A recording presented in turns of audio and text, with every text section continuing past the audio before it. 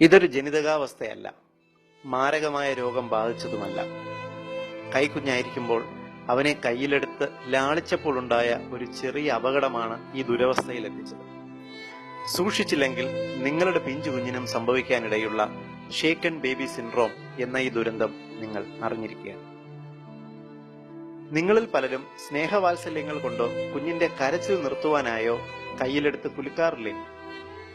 കുഞ്ഞുങ്ങളെ ഇങ്ങനെ ശക്തിയായി കുലുക്കുമ്പോൾ തലച്ചോറിലും കണ്ണിലും ക്ഷതം സംഭവിക്കാം. ഇത് തലച്ചോറിനുള്ളിൽ ബ്ലീഡിംഗ് ഉണ്ടാക്കാം. തലച്ചോറിലെ കോശങ്ങൾക്ക് ഓക്സിജൻ ലഭിക്കാതെ വരികയും പിന്നീട് ഒരിക്കലും സുഖപ്പെടുത്തുവാൻ സാധിക്കാത്ത വണ്ണം തലച്ചോറിലെ കോശങ്ങൾ നശിക്കുകയും ചെയ്യും. കുഞ്ഞിനെ കയ്യിലെടുത്ത് കുലുക്കിയാൽ ഇങ്ങനെ സംഭവിക്കുമോ എന്ന് നിങ്ങൾക്ക് സംശയം തോന്നാം. 6 മാസത്തിൽ താഴെയുള്ള കുഞ്ഞുങ്ങൾക്ക് പലപ്പോഴും ഇങ്ങനെ അപകടം സംഭവിക്കാറുണ്ട്. കുഞ്ഞിന് പതിവില്ലാത്ത അസ്വസ്ഥത, കുഞ്ഞ് അറിയാതെ മയങ്ങിപ്പോവുക, ശ്വാസം മുട്ടൽ, ഭക്ഷണം കഴിക്കുന്നത് കുറയുക, വിറയൽ, ഛർദിൽ, ചർമ്മത്തിന് നീലനിറം, ജന്യയുടെ ലക്ഷണങ്ങൾ, തളർച്ച, അബോധാവസ്ഥ എന്നിങ്ങനെയുള്ള ലക്ഷണങ്ങൾ കുഞ്ഞിനെ കണ്ടാൽ നാം ഷേക്കൻ ബേബി സിൻഡ്രോം സംശയിക്കേണ്ടതാണ്. 6 മാസത്തിൽ താഴെയുള്ള കുഞ്ഞുങ്ങളുടെ കഴുത്തിലെ പേശികൾക്ക് താരതമ്യേന വലിപ്പമുള്ള തലയെ സപ്പോർട്ട് ചെയ്യാനാകില്ല.